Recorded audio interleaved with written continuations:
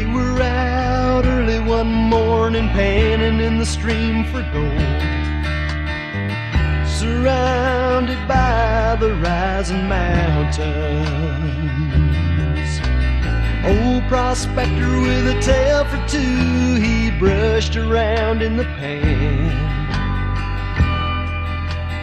pointing out what lay within was ordinary sand.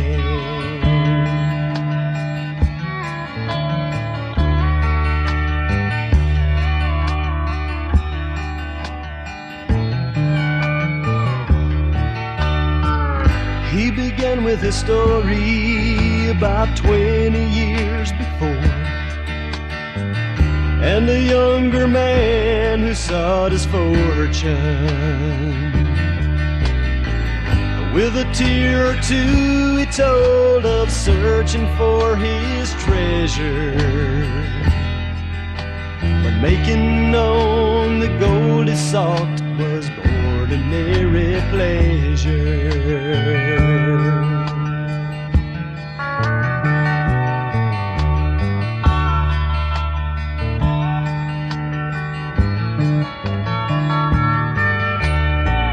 There were years of doing without, and there were years of plenty. I started thinking that life was never steady,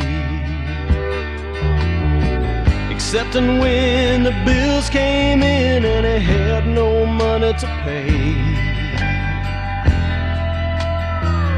Whiskey had never tasted better ordinarily.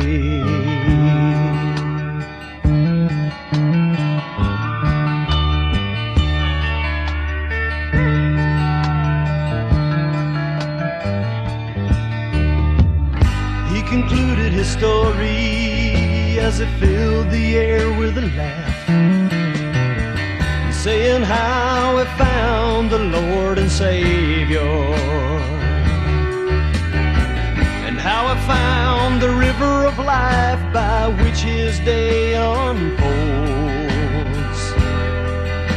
and pointing out what stands within is not ordinary gold, and pointing out what stands within is not ordinary gold.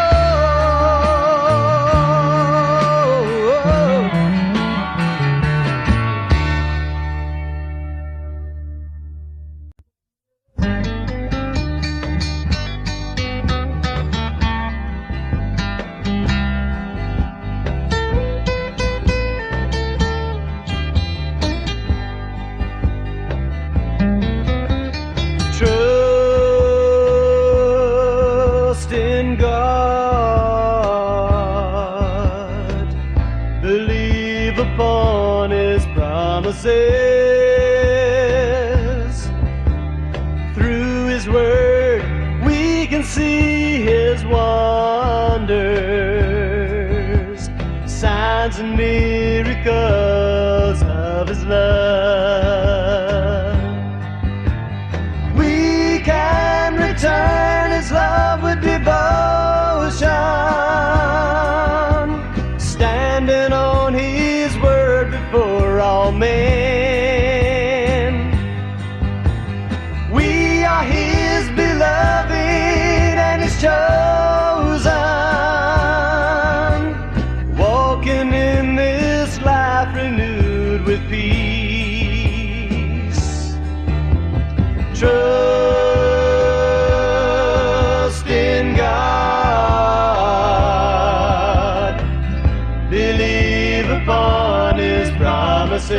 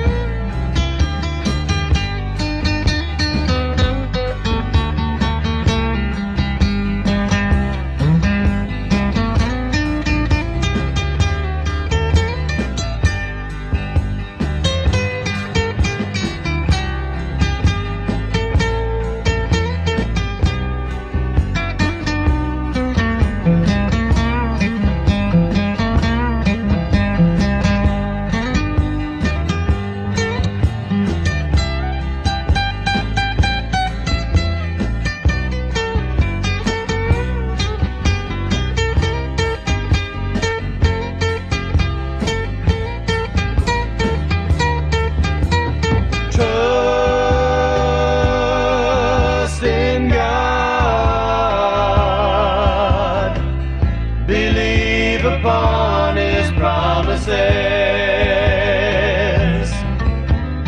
Through His Word we can see His wonders, signs and miracles of His love.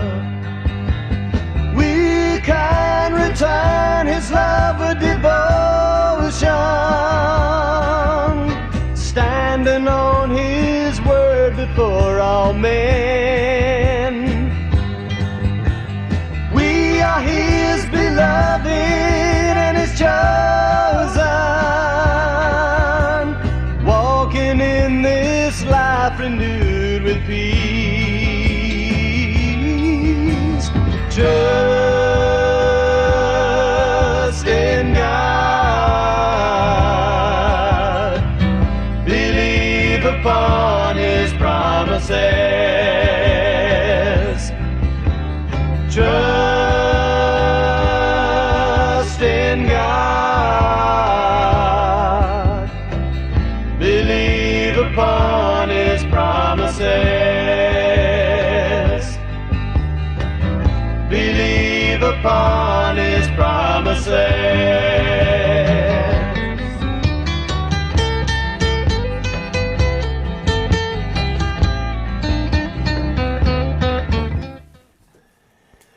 All right, God bless everybody. My name is Mark Wallace. This is True North Studio, and the topic today is a God of second chances. Have you ever been given a second chance? Have you ever committed murder, lived the life of a prostitute, sold a family member into the slave trade, participated in human trafficking, lived in abject poverty, were part of a gang, almost drove a dagger into your son on purpose, watched people die all around you without lifting a finger to help them, took part in animal cruelty, got drunk and passed out at exactly the wrong time and people messed with you? Have you ever killed yourself or suffered from a severe lack of confidence? Well, those are just a few of the shenanigans the Hall of Fame believers did in Hebrews 11. And they did this before they did great things for God. And God gave them all a second chance, and He's done the same for you. So if you think about it, the Word of God is filled with second chance terminology. You got forgiveness gives us a second chance at trust. Mercy gives us a second chance when we really blow it. Hope is a second chance at a better future. Believing gives us a second chance at getting what is rightfully ours right now. Grace is our undeserved second chance. Healing is a second chance at wellness. The renewed mind is our second chance mentally. The term born again is our second chance spiritually. The gathering together is our second chance at eternal life. And our future paradise is a third chance for this old heaven and earth. 2 Corinthians 12:2. And a second chance is not a do-over. Nobody gets that. No man steps in the same river twice, for it's not the same river and he's not the same man. Heraclitus. So, a second chance is a reset. It allows you to take it up a notch, to take it to the next level. A second chance is God giving us another shot. It's God telling us, try it one more time from the top. A second chance is an opportunity to try again after failing. No matter what you have done, God is a God of many second chances. Same train, different time. Now, we all live on the exact same earth that is blessed, both blessed and terrified the believers before us. Like Merle Haggard once sang, same train, a different time. It seems that after so many thousands of years on this beautiful, well-stocked planet, we would have learned to get along with each other and harvest the abundance of God together. But that does not seem to be the case. Even the best of us blow it, which affects not just us, but everyone around us. The Bible's filled with heroes and villains, and many times they're the same person. Paul suffered the same human curse we all do when he said, "The things I want to do, I don't do, and the things I don't want to do, I do those." Romans 7:15. Does that sound familiar? Paul was crying out for help. He wanted a second chance when he also said in verse 24, I am absolutely miserable. Is there anyone who can free me from this body where sin and death reign so supremely? We're all in the same boat. Hebrews 11 gives us a list of believers who found a way to live life at a different level. Somehow these people escaped our typical earthbound limitations and were able to unearth the incredible power and abundance of God. The Hall of Fame of believers mentions amazing men like Noah, Abraham, Joseph, Moses, Samson, David. It also comments on incredible women like Sarah, Esther, Moses' mom and sister, Deborah and Rahab. Like you, all these people lived during turbulent times. Like you, all these people had some serious flaws that they needed to overcome. Except for maybe you. Well, wise old Solomon once said, there is no new thing under the sun, Ecclesiastes 1:9. And we might say, history repeats itself. Even the best of humanity flirts somewhere between the Hall of Fame and the Hall of Shame. We all need a second chance. We all need the second chance. The race is not to the swift. Now, before we dive into these second chances, let's look at the most misused and misquoted verse on chance in the Bible. Christians hate the word chance, but they love the words second chance. No verse in the Bible is used more to mansplain failure than Ecclesiastes 9:11. And we use this verse when things don't go right for someone we love and we want to help them make sense of it, to make them just feel better. For example, someone loses a race, gets outmaneuvered in some sort of battle, struggles to pay the bills, never made the money they went to school for, never got the recognition they deserved. And so we pull out this trusty old verse, Ecclesiastes 9:11. I returned and saw under the sun that the race is not to the swift, nor the battle to the strong, neither yet bread to the wise, nor yet riches to men of understanding, nor yet favor to men of skill, but time and chance happeneth to them all. Now we tell our kids when they lose a game or get screwed out of a job, don't feel so bad, honey. The race doesn't always go to the swift. I've used it. We all, we've made Ecclesiastes 9:11 our get out of jail free card. You blew it, but it's okay. The devil just got in there and somehow screwed things up. Somehow. The race doesn't always go to the swift, dear. We get it, but we don't get it. It helps take it takes off some of the edge when things go terribly wrong, as they sometimes do. It's like dialing 911 because God knows we've got an emergency up in here. Now get it? Ecclesiastes 9:11. Ecclesiastes 9:11 is mistranslated, misread, and misunderstood. Misquoted, it removes the victory from every failure. It sidesteps the lesson within every loss. This is important, folks. What I'm about to say is important.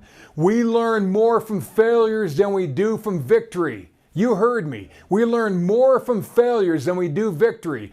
Why would God not reward us with another chance when we get back up after failing? We're going to see in a minute that God does not gloss over loss. He highlights both victory and failure because there is such good learning in each. Now, before we get into that, allow me to explain the context of Ecclesiastes 9:11. Ecclesiastes 9:1-3 tells us there is one event that happens to all the righteous and to the wicked, to the clean and the unclean, to the good and the bad, and that is death. Ecclesiastes 9:4 says, a living dog is better than a dead lion. This next verse seems harsh, but it's true. Verse 5 says, for the living know that they shall die, but the dead know not anything, neither have they any more reward, for the memory of them is forgotten. See, everyone knows they're going to die someday. And once you're dead, you know nothing, do nothing, and are eventually forgotten. Okay, not quite the words we want written on our tombstone. Here lies Mark. He knows nothing, does nothing, and will soon be forgotten. This verse is not much better. The next verse isn't much better, but hang in there, because in a few more verses you're going to get it. It's going to make some sense. Verse 6, also their love and their hatred and their envy is now perished. Neither have they any more a portion forever in anything that's done under the sun. See, the dead can't love, but neither can they hate or be envious. The verse says that once you die, you will never be part of anything again. Solomon is building up to the big point here. The verses up to this point don't leave us all warm and fuzzy, especially when we're grieving over the loss of a loved one. Needless to say, I typically don't use this section when officiating a funeral. Okay, now I'm doing a double funeral next week. And the mom and dad both died of natural causes, one right after another. And they were not much older than me. Their only son, a 15-year friend of Josephine and mine, is flabbergasted, brokenhearted, and stunned. And on Friday, this guy called me and conferenced in his uncle, his late mother's brother. And for some reason, they both felt they needed to tell me stories about the parents. And for 60 minutes, they commenced and talked about the things they loved, the way his parents loved to laugh, how they met, even what they were wearing when they met. They spoke in length about my friend's parents' childhood joys and toys, the music they liked, the farm they lived on, the ocean they loved, the radiant smiles, family traditions like watching football together on Sundays, and then after that, going to the movie theater and taking in a movie. They talked about the flamboyant clothes that they loved to wear, the team they loved, the Buffalo Bills. You see, the words they spoke and the way they spoke words. For them, the call was cathartic because it just happened. For me, it seemed like a 48-year Hallmark story. It helped me visualize the parents' love for my friend, their love for each other, and their beautiful life together. Tears were shed. Now we get to the chewy caramel center. Ecclesiastes 9 through 7 tells us that while we are alive, let's eat, drink, and be merry. It tells us that our joy, it gives God joy. Solomon tells us to dress nice and to take care of ourselves. He also says if you're married, then enjoy your wife or your husband and love them like crazy. He also tells us to find a way to love the work that we do as long as you can do that work. Because life is sort of short. You know, and here's a great lead up to verse 9:11. And it's verse 10. Whatsoever thy hand findeth to do, do it with thy might. For there is no work, nor device, nor knowledge, nor wisdom in the grave whither thou goest. Solomon is telling us by revelation that whatever we do, we should give it our best, give it our all, put our whole heart into it. You know, put your mind and might into everything we touch, because there's going to be a day that you can't. That's the whole context of this, of Ecclesiastes 9. Now, if you're going to take the time to do something, and I don't care what it is, then put your heart into it, because someday you won't be able to do anything. The grave awaits. Are you beginning to catch the theme here? Live life fully right now. Enjoy the ride right now. Even the bumpy parts of that ride are great. You know, before we read Ecclesiastes 9:1, let's take a sneak peek at verse 12. Don't tell anybody. So, verse 12. For a man also knoweth not his time, as the fishes that are taken in an evil net, as the birds that are caught in a snare, so are the sons of men snared in an evil time when it falleth suddenly upon them. Isn't that how death seems? He was too young to die. Everybody's too young to die. Somebody's 90, they say they're too young to die. I mean, you know, so it's just the way it is. A fish, nobody knows when they're going to die. Unless you're on death row, maybe.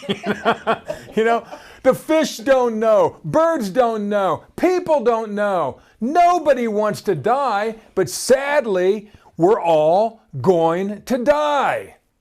Now, I know this seems blunt. You know why? It is. You know, the lesson, the key, the climax is hidden back in verse 11. Solomon, after thinking about people's amazing lives, the good times and the bad, the good and the bad people that we know and have known, the bumps and the bruises, the lessons, the effort, the good, the bad, the ugly, he comes back to the sad eventual end of every life, which is death. Verse 11 is far deeper than a pithy quote to use after your precious child loses a stupid game, patting him on the head and saying, the race is not always to the swift, son or daughter. You see, so, you know, verse 11 is far more dynamic than telling your best friend when she doesn't get that job, well, sis, hey, you know the race doesn't always go to the swift, don't you?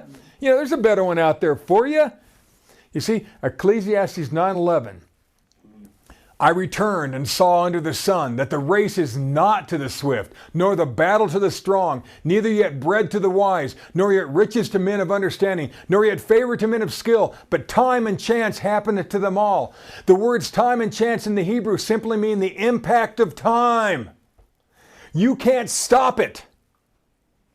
You know, the lesson in this section is time will catch up to you.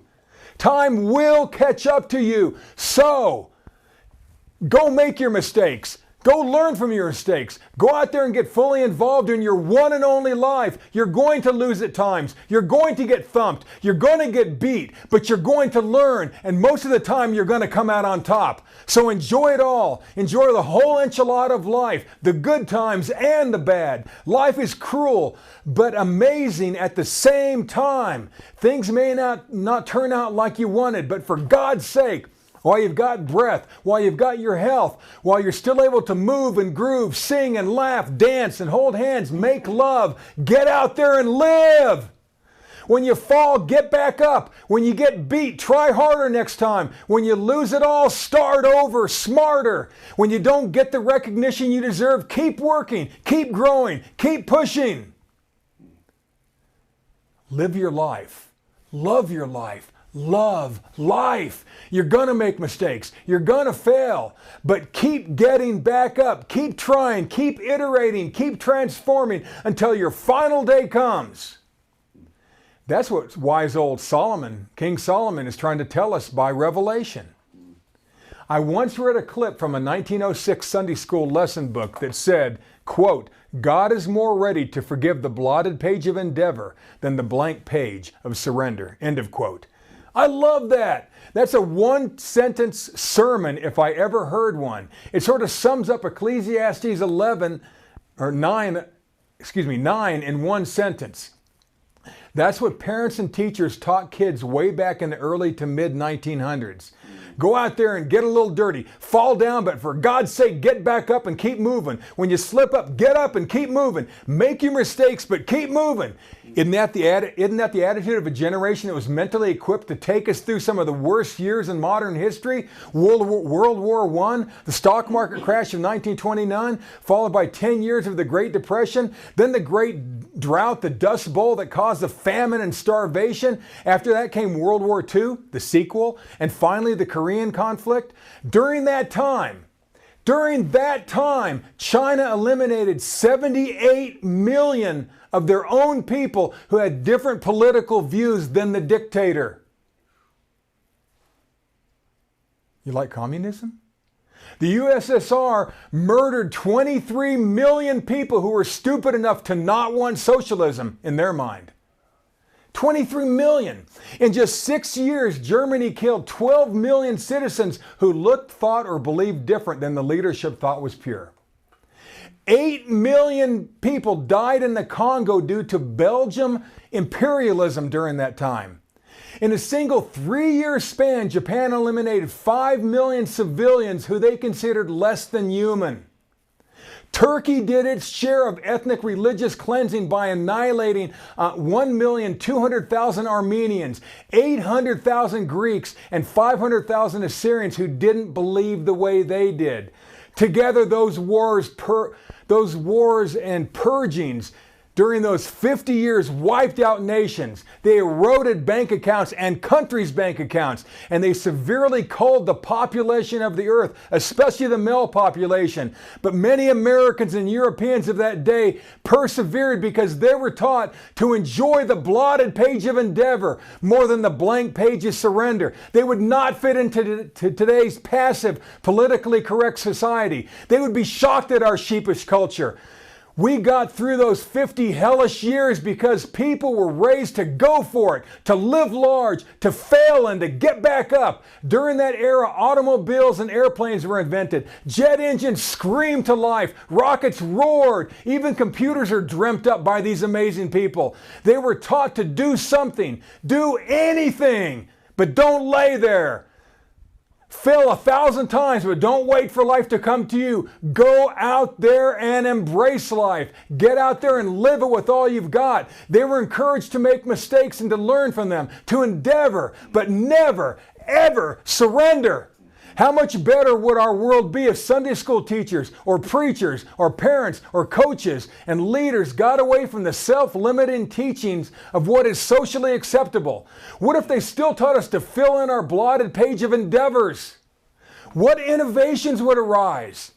What new adventures would we enjoy? So, until the day you die, remember that your resilience, your tenacity, your love, your passion is what impresses God. So push like hell. Solomon is telling us that every moment you take breath, everything you do, every project you take on, every challenge you face, no matter how many times it takes, live and give with all your might, because someday, and we don't know when, we're all going to die. Now he's saying that we have a second chance to live life to its fullest, but we need to get started right now. Get started with your life right now. From shame to fame. Now the Bible's filled with heroes and villains, and sometimes they're the same person. I know. No chapter in the New Testament illustrates the messiness of living for God as a flawed person in a fallen world more than Hebrews chapter 11. This chapter is often called the Hall of Faith, but it's filled with people like you and me. God gave all these men and women second chances, and they did something with them. That's why they're listed in Hebrews 11. We need to know deep in our heart that even when we blow it, we can get back up and keep moving for God. Those second chances take us from epic fails to epic tales. Hebrews 11 only posts the pretty Instagram, beautiful side of people's lives. It only shows the spectacular results of their believing, but it leaves out all those messy details in between. Now, we all like that, but that's not all that was about their lives. I'm going to mention the in-between to you now to help you relate. For instance, Hebrews 11 verse 4 doesn't show that Abel was the first person who was murdered by his own brother because God accepted his sacrifice and not Cain's. Adam and Eve lost 2 kids that day. They needed another chance, Genesis 5. Verse 7 doesn't show that soon after Noah landed the ark and planted a vineyard, he was found by his sons drunk and passed out. And one of his sons then uncovered his nakedness, which means something despicable. What it does say is because of Noah, humanity was given a second chance. Genesis 6. Verse 8 does not show that Abraham, in fear of his life, twice allowed kings to take his wife from him. In today's terms, he trafficked his wife Sarah to save himself. Now, they gave her back when they realized she was married. Hebrews 11 does say he became the father of all the Hebrew people and was later called the friend of God. He was given a second chance, Genesis 12. Verse 11 doesn't tell us that Sarah, the wife of Abraham, overheard the angels telling her husband that she would get pregnant and have a child. She was 75 years old and Abraham was 99. She laughed and got reproved by the angels. Hebrews 11 does tell us that God gave her a second chance. He healed something within them both, and she and Abe got busy and a child was born. Genesis 18. Verse 12 doesn't say that Jacob tricked his blind father into giving him his brother's birthright and his inheritance. It does tell us that God gave him a second chance and he became the father of a man named Joseph who saved the entire bloodline of Jesus Christ from extinction. Because of him, Israel got a second chance. Genesis 49. Verse 24 of Hebrews. It never mentions that Moses once murdered an Egyptian taskmaster in cold blood and buried him in a shallow grave and then fled the country. It does say that God, that God gave Moses a second chance and sent him back 40 years later to finally answer God's call and rescue the entire bloodline of Israel from hundreds of years of slavery. Again, Israel had a second chance, Exodus 2. Verse 31 never says that Rahab was more likely raised to be a temple prostitute. It does mention that she hid enemy spies in her home and helped Israel conquer their promised land. Only her family was spared. She was given a second chance, married a believer, and became the great-great-great-great-great-great-grandmother of Jesus, Joshua 2 and 6. Verse 32 never mentions that a guy named Barak refused to lead his men into battle unless a woman named Deborah rode with him and led the charge. She was a prophetess. With her by his side, God gave him a second chance and they won the big battle, Judges 4. Verse 32 only alludes to the exploits of Samson. That when the Spirit of God was in operation, he had superhuman strength, but he had a certain weakness for a girl named Delilah. Doesn't say anything about that, who was not so good. Samson got many second chances in his life, and he fought off more enemy combatants single-handedly than any other human in history. He ended up killing himself to kill the enemy. He was Israel's one-man army, or one-man wrecking crew, Judges 13. Verse 32 never tells you the background of a man named Jephthah, who was kicked out of the house by his stepbrothers. They wouldn't let him come back. He grew up rough, raised on the streets, and he ran with a bad crowd. He made a name for himself as a gang leader eventually. His band of men were so ferocious, so mean, that during one of Israel's many wars, his estranged brothers found him and asked if he would lead the army of Israel. God gave him a second chance, and he led the battle with his men, and he won. Verse 32 only mentions the name of David, the giant slayer, and never mentions that he had a man killed so he could continue to commit adultery with that man's wife. But he repented and asked for forgiveness. God gave him a second chance, and he led Israel and conquered the promised land, and he was called a man after God's own heart. 2 Samuel 11. The New Testament believers are not much different in the fame-shame game. Jesus' brothers, didn't they think he was crazy for a few months? But after Jesus' death and resurrection, they too got born again and wrote the first 2 epistles to help the frightened and persecuted Christians live. Peter, who went under pressure, once cut off a guy's ear. And later denied that he even knew Jesus multiple times. Yet he got a few second chances and became the first strong leader of the Christian church. The Apostle Paul was once a paid assassin.